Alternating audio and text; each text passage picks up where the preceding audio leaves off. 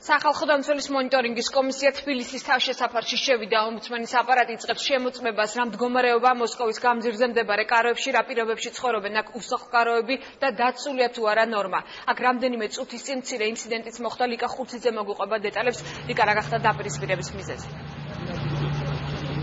თამარ, გეტყვი, რომ სახალხო დამცველის მონიტორინგის ჯგუფის შემდეგ ცოტა ხნის წინ აქ მოვიდა სახალხო დამცველი უჩანა ანუაშვილი, ასევე ინფრასტრუქტურის მინისტრი დავით ნარმანია. ინციდენტი, რომელიც შენახსენე, მოყვა ერთ-ერთ აქ დროებით თავშესაფარში მყოფ ბენეფიციარსსა და დავით ნარმანიას შორის მოხდა, თუმცა ამ ბენეფიციარს პრეტენზიები ჰქონდა კონკრეტულად აქ მომსახურე პერსონალთან. მან მიაწოდა ინფორმაცია დავით ნარმანიას და მისი განცხადებით მას რამდენჯერმე უდიერად მოეპყნენ, თუმცა დავით ნარმანია დაპირდა, რომ იქნება ვითარება გამოსწორებული, თუ კი ეს ფაქტი ნამდვილად მოხდა, თუმცა სხვა ბენეფიციარები აცხადებდნენ, რომ ადამიანი იყო ნასვამი და სწორედ ამის შედეგად მან მცირედი პროვოცირება მოახდინა. ჩვენ შეგვიძლია მოვისმინოთ, რას აცხადებენ თავად ბენეფიციარები და რას უცხადებდა დავით ნარმანიას ის ბენეფიციარი, რომელსაც გააჩნდა გარკვეული პრეტენზიები.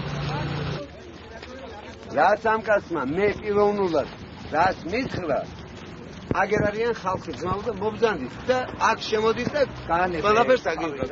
არ გვინდა ეს ატარა ვიწრო ჯგუფი, რომელიც არის ყოველთვის ხო, მაგრამ განაცვალო შემიგავი. რა ვიცი? ჩვენ ხმის ამოღების უფლება არა გვაქვს. მაგიტყოს ამას წინათ რომ ბრძანდებოდით, მოგიყევით და კიდევაც გიყვებით. კი, მე და კიდევაც უშუალო კონტაქტი მაქვს თქვენთან. კი, უშუალოდ ვიცი თქვენი ისტორია თავიდან ბოლომდე წინასწარ გავიარეთ. მაგრამ როგორც ასეთი მოპყრობა ჩვენ არ გვეკუთვნის. აქ ყველა ბომჟი კი არ არის. არავის არ უკადრებია. ხალხია ხალხის პრეზიდენტია და მე არა მაქვს პრეზიდენტია. როგორ იხმარ? ძალიან კარგია. ძალიან კარგია გზობ თავს.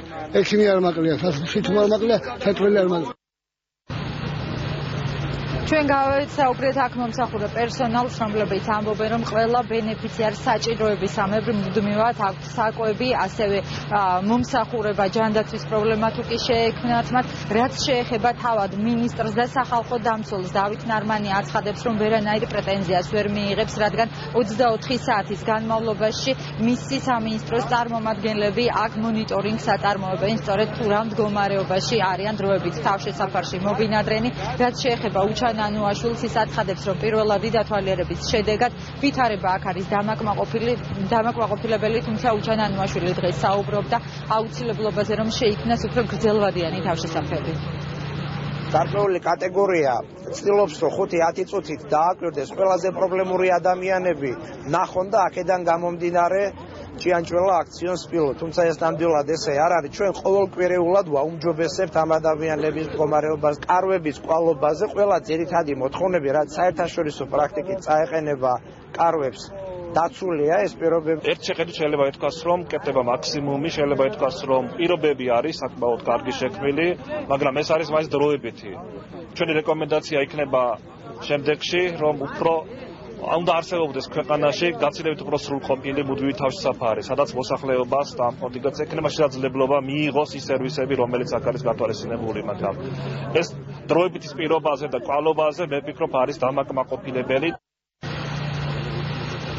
მე შეგახსენებთ, რომ დავით ნარმანია და უჩანა ანუაშვილი ამ წუთებშიც მოსკოვის გამზირზე დროებით თავშესაფარში იმყოფებიან იმ ადამიანებთან, რომლებიც აქ ზამთრის მკაცრ პირობებს გამოიქცნენ, რაც შეეხება მათი ჯანმრთელობის მდგომარეობას და იმას, თუ როგორ ექცევა მათ მომსახურე პერსონალი 24 საათიან მონიტორინგს, როგორც აცხადებენ ინფრასტრუქტურის სამინისტროს წარმომადგენლებთან ერთად, უკვე სახალხო დამცველის აპარატის სპეციალური ჯგუფიც გაუწევს. მადლობა ლიკა, მოსკოვის გამზირიდან ლიკა ხურციძე გვერდსვებოდა პირდაპირ ეთერში.